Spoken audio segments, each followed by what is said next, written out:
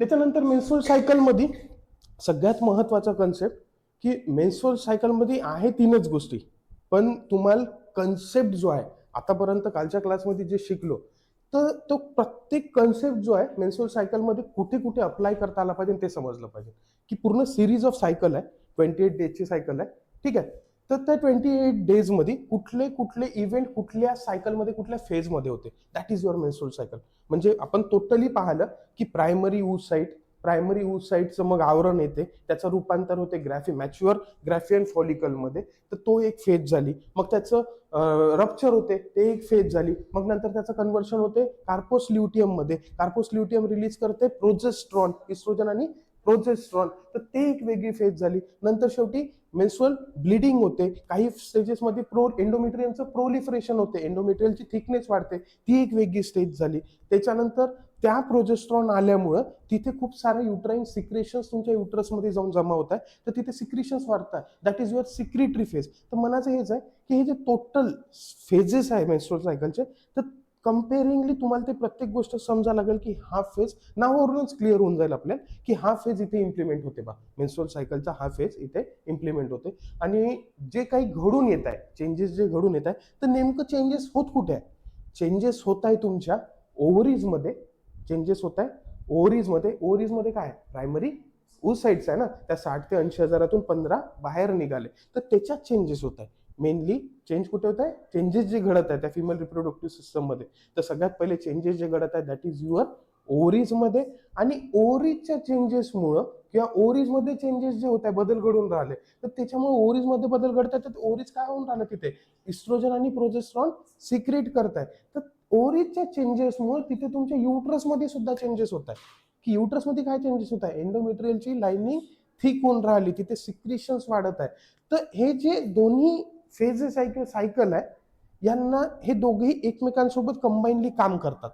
म्हणजे कोणते दोघं? जेही चेंजेस ओव्हरीजमध्ये होत आहे that is called as ovarian cycle. जे चेंजेस ओव्हरीजमध्ये आपण पाहू, ओव्हरीजमध्ये जे चेंजेस होतील त्याला म्हणू आपण ओव्हरियन सायकल. आणि जे चेंजेस युट्रसच्या आतमध्ये होत आहे that is inside the endometrium, inside the uterus, तिच्या आतमध्ये एंडोमेट्रियम आहे. तर जेही चेंजेस ओव्हरीजमुळे झाल्यामुळं किंवा त्या चेंजेसमुळे जे युट्रसमध्ये चेंजेस होत आहे inside the uterus that is endometrium, तर त्याला म्हणेन मी युट्राईन सायकल. त्याला का म्हणेन? युट्राईन सायकल. तर आपल्याला दोन्ही, आणि हे जे ओव्हरियन सायकल आहे आणि युट्राईन सायकल आहे, हे कंबाईनली काम दोघं मिळून करतात, तेव्हाच मेन्स्ट्रुअल सायकल तिथे बिगिन होते. किंवा कंबाईनली काम करतात तेव्हाच तिथे फर्टिलायझेशन होते आणि प्रेग्नन्सी बिगिन होते. म्हणजे याचा डामाडोल नाही पाहिजे. हा व्यवस्थित काम करत आहे, तर तिकडे जर बिघाड असेल, बिघाड म्हणण्यापेक्षा एंडोमेट्रियलची थिकनेस नाही बनली, तर तिथे मेन्स्ट्रुअल सायकल याल, म्हणजे त्या ॲबनॉर्मॅलिटी झाल्या मेन्स्ट्रुअल सायकलच्या. किंवा जर तिथे तुमचं ovarian cycle menstrual cycle begin व्यवस्थित होत आहे, पण ओव्हरीजमध्ये चेंजेस नाही होत, म्हणजे का इस्ट्रोजन आणि प्रोजेस्ट्रॉन नाही सिक्रेट होतात, तर दोघं मिळून कंबाईनली काम करतात, तेव्हाच त्या ठिकाणी एकतर एक मेन्स्ट्रुअल सायकल येईल, नाही तो सीधा प्रेग्नन्सी बिगिन होईल. ठीक आहे. तर दे बोथ वर्क कोऑर्डिनेटली. तर सगळ्यात पहिला जो पॉईंट होता की menstrual cycle begins that is called as at the age of 12 to 15 years, MCQ point of view 12 years, that is menarche. आणि त्याच्यानंतर रिप्रोडक्टिव्ह एज मध्ये, आणि जे मेन्स्ट्रुअल सायकल स्टॉप होते ज्या एजमध्ये, ठीक आहे, तर एजमध्ये कुठल्या 45 to 55, त्या एजमध्ये जे मेन्स्ट्रुअल सायकल स्टॉप होते permanently, that is called as menopause. तर मेनोपॉज का बरं होत असेल?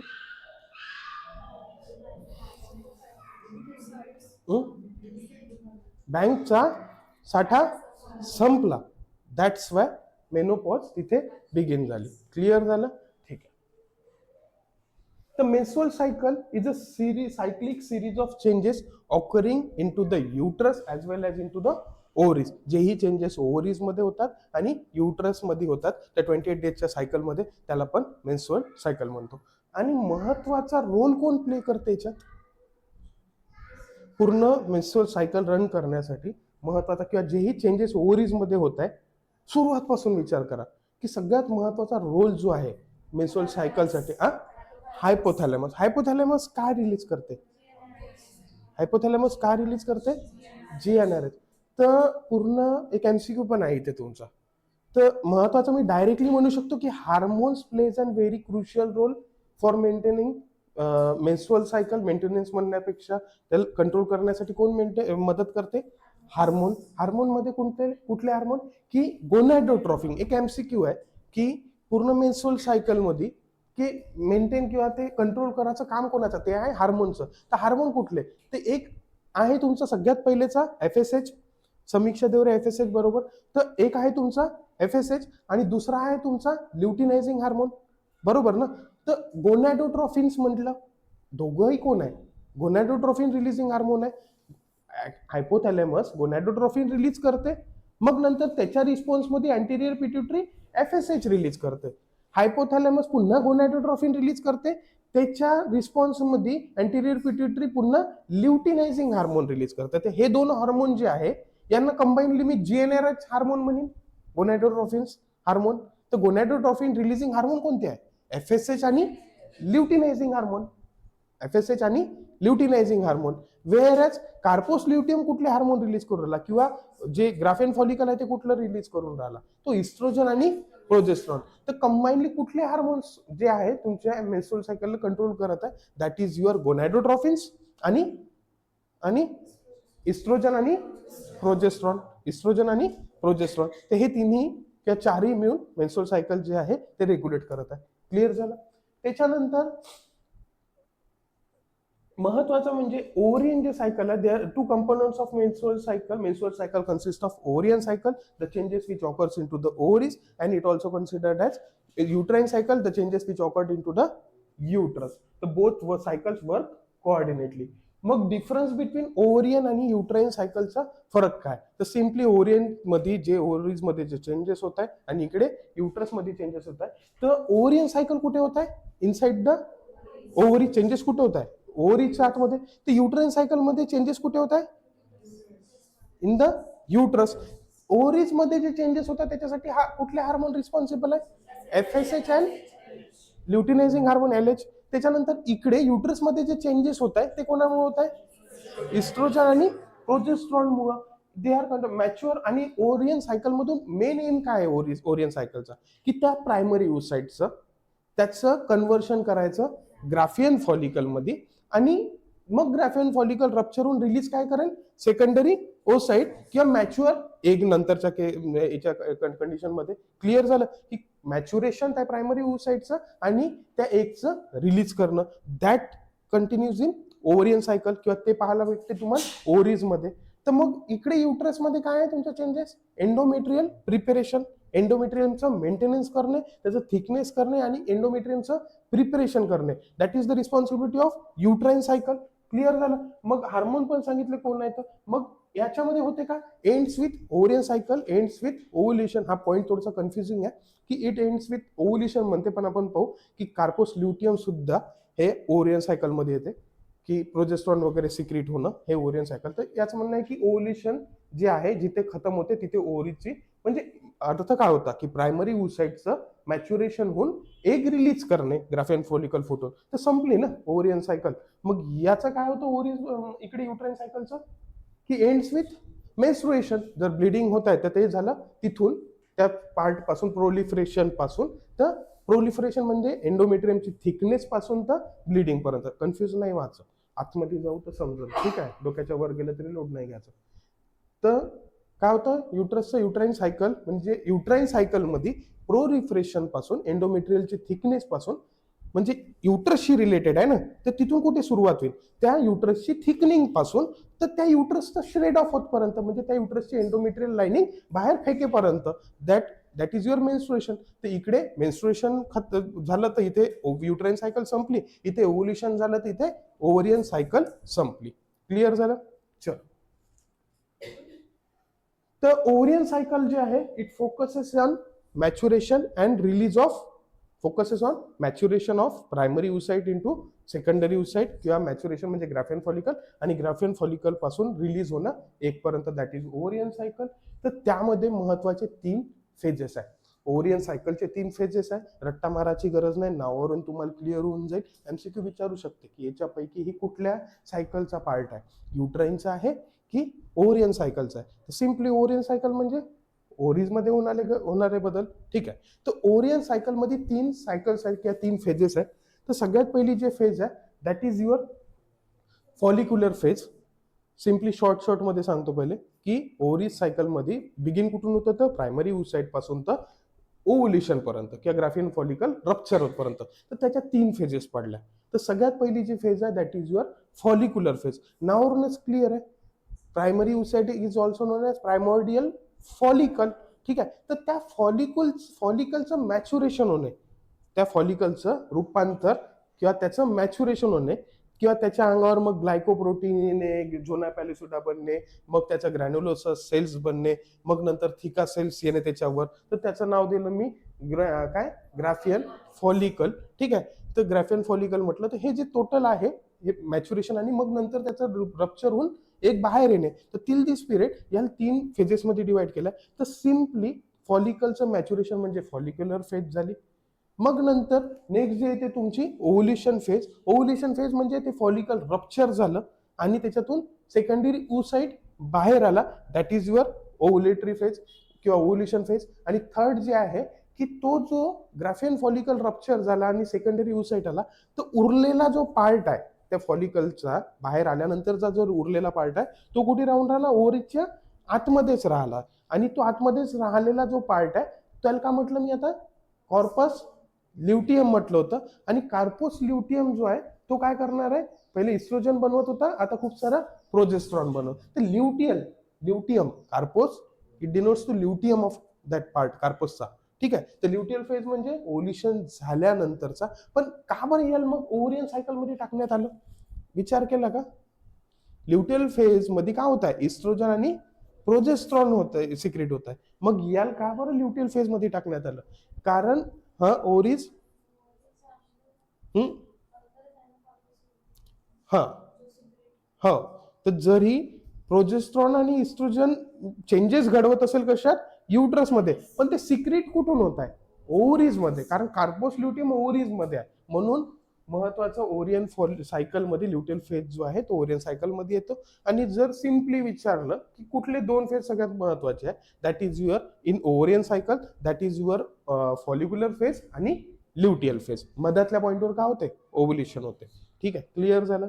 मग नंतर युट्रस मध्ये काय काय चेंजेस होतात सर, तर युट्रस मध्ये काय होत आहे, युट्रस मध्ये एकच गोष्ट होत आहे, एंडोमेट्रियमची थिकनेस वाढत आहे. थिकनेस वाढत आहे म्हणजे काय होत आहे, त्याचं थिकनेस वाढत आहे म्हणजे एंडोमेट्रियलचे जे सेल्स असेल, ठीक आहे, तर ते सेल्स जे आहे ते खूप पहिले 100 असेल तर आता 10,000 झाले.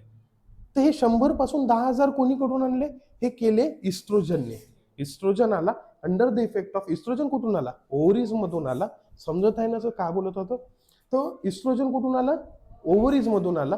तो रिसिव्ह झाला युट्रसला, त्याच्यासाठी रिसेप्टर असेल त्या एंडोमेट्रियलकडे. मग नंतर अटॅच झाल्यावर पहिले 100 होते ते 100चे 10,000 झाले. तर त्याच्यामुळे एंडोमेट्रियलचं डेन्स म्युकस सेल झाले किंवा रॅपिड मल्टिप्लिकेशन झालं, हे बदल घडून आले. तर 10चे 10,000 झाले, 100चे 10,000 झाले, म्हणजे रॅपिड मल्टिप्लिकेशन झालं. म्हणजे 1चे 10 होते किंवा 100चे 10,000 होते, त्याला मी प्रोलिफरेशन म्हणतो. प्रोलिफरेट होणे म्हणजे का, मल्टिप्लाय होणे. तर सगळ्यात पहिले काय होत आहे तिथे, एंडोमेट्रियल सेल्स मल्टिप्लाय होऊन राहिले. म्हणून युट्राईन सायकलमध्ये सगळ्यात पहिला फेज कुठली आहे, प्रोलिफरेशन फेज. समजले, प्रोलिफरेशन फेज. मग आहे पहिले तर इस्ट्रोजन येते आणि नंतरच्या वेळेस इथे प्रोजेस्ट्रॉन येते. तो पण पाहू की कार्पोस ल्युटियमच रिलीज करते. तर प्रोजेस्ट्रॉन का करते, एंडोमेट्रियम जो आहे इस्ट्रोजन तिथे रॅपिड मल्टिप्लिकेशन करते, कशाचा, सेलचा नंबर वाढवते इस्ट्रोजन. आणि प्रोजेस्ट्रॉन का करते, तिथे सिक्रिशन्स जास्त अमाऊंट मध्ये आणते, तिथे स्पंजी बनवते तो एंडोमेट्रियम. आणि जे वेसल्स असेल किंवा कॅपिलरीज आर्टरीज जे आहे एंडोमेट्रियलच्या वेसल्स जे आहे एंडोमेट्रियल वेसल्स, तिथे आहे ना त्याचं डायलेटेशन करते कोण, प्रोजेस्ट्रॉन. तर त्या ज्या सिंपल स्ट्रेटवाल्या वेसल्स होत्या एंडोमेट्रियम मधून येणाऱ्या, त्या छोट्या होत्या, आता त्याला मोठ्या केल्या तर ऑब्व्हियसली सिक्रिशन्स जे आहे ते वाढवणार आहे, डायलेट करणार आहे, स्पायरल करणार आहे, कॉईल शेप करणार आहे कोण, प्रोजेस्ट्रॉन. तर त्याच्यामुळे तिथे एंडोमेट्रियल सिक्रिशन्स येईल त्या युट्रसच्या आतमध्ये, तिथे सिक्रिशन्स वाढेल. तर म्हणून त्याला मी सिक्रिटरी फेज म्हणतो. का म्हणतो, सिक्रिटरी फेज. तर सिक्रिटरी फेज कोणामुळे होत आहे, प्रोजेस्ट्रॉन. एंडोमेट्रियलचं रॅपिड मल्टिप्लिकेशन कोणामुळे होत आहे, समजले रे भाई. ठीक आहे. मग नंतर इस्ट्रोजन झालं, प्रोजेस्ट्रॉनचं फंक्शन झालं. मग नंतर हे माहित आहे की जर प्रेग्नेन्सी नाही कन्सिव्ह झाली तर मग नंतर तिथे प्रोजेस्ट्रॉनची डिफिशियन्सी होते आणि त्याची लेवल कमी झाल्यामुळं एंडोमेट्रियलची जी लाइनिंग आहे ती श्रेड ऑफ होते. That is your menstruation and that is called as menstrual phase. That is called as menstrual phase. तर समजलं आता 3 फेजेस होत्या. सगळ्यात पहिले फॉलिक्युलर फेज, मग नंतर होतं ओव्हुलेटरी फेज, मग नंतर होतं ल्युटियल फेज. हे होते ओव्हरियन सायकलमध्ये. हे सगळं डीपमध्ये पाहणार आहोत आपण, मी शॉर्टमध्ये डोक्यात टाकतो सध्या. मग नंतर इकडे युट्राईन सायकलमध्ये होते तुमचं प्रोलिफरेशन, मग होते सिक्रिशन, सिक्रिटरी फेज, मग नंतर होते मेन्स्ट्रुअल सायकल किंवा shedding of endometrium, that is menstrual phase. Clear झालं? हे कोण कंट्रोल करत आहे? Hypothalamus anterior pituitary axis. विचारलं तर कंबाईनली करत आहे ना. हायपोथॅलॅमस मधून गोनॅडोट्रोफिन रिलीजिंग हार्मोन तो जाता अँटेरियर पिट्युटरी, एक मग नंतर त्याच्या रिस्पॉन्स मध्ये FSH किंवा LH निघून राहिलं. तर कोण कंट्रोल करत आहे? हायपोथॅलॅमस, पिट्युटरी, आणि नंतर हे कुठे चालले? ओव्हरीज मध्ये. तर हायपोथॅलॅमस, पिट्युटरी, ओव्हरी ऍक्सिस म्हणजे तिघां एक लाईन मध्ये काम करत आहे. हायपोथॅलॅमस, अँटेरियर पिट्युटरी, आणि हे जात आहे तुमच्या ओव्हरीज मध्ये. म्हणून ते hypothalamus, pituitary, ovary axis. Hypothalamus releases GnRH, ते जाते अँटेरियर पिट्युटरी, आणि मग नंतर FSH आणि LH रिलीज होते. त्याच्यानंतर GnRH आणि प्युबर्टी. तर मी ऑलरेडी सांगितलंय की प्युबर्टीच्या पहिले गोनॅडोट्रोफिन किंवा बच्चू बॉर्न झाल्यापासून प्युबर्टी पर्यंत मेन्सेस का बरं नाही येत आहे? कारण सगळे जे साठा असेल तो डिजनरेट तर होऊनच राहिला, पण त्यांच्याकडे व्यवस्थित रीतीचा हायपोथॅलॅमस आर्क्वेट न्यूक्लियस एवढ्या रीतीने ऍक्टिव्ह नाही झाला. त्याच्यामुळे तो कमी प्रमाणात GnRH रिलीज करतो, आणि कमी करेल तर अँटेरियर पिट्युटरी FSH रिलीजच नाही करेल. तर त्या फॉलिकल्सला स्टिम्युलेशनच नाही भेटलं, तर ते कशा रीतीने मॅच्युअर करणार आहे? ते मॅच्युअरच नाही करेल. ठीक आहे, पण प्युबर्टी आल्यानंतर किंवा 12 एज मध्ये मेन्सेस जर बिगिन होत आहे, मेनार जर बिगिन होत आहे, तर त्याचा अर्थ सिम्पली की तिथे GnRH चं प्रोडक्शन वाढलं, त्याच्यामुळे FSH चं प्रोडक्शन वाढलं, आणि आता फॉलिकल हे जास्त प्रमाणात स्टिम्युलेट झाले. ठीक आहे. त्याच्यानंतर इम्पॉर्टंट हार्मोन्स कुठले कुठले? गोनॅडोट्रॉफिन्स, दॅट इज युअर गोनॅडोट्रॉफिन्स. जेव्हाही म्हटलं तर तुम्ही दोनच हार्मोन पकडायचे. गोनॅडोट्रॉफिन मध्ये इस्ट्रोजन आणि प्रोजेस्ट्रॉन टाकायचे नाही. क्लिअर आहे? तर गोनॅडोट्रॉफिन मध्ये कुठले येईल? FSH आणि LH.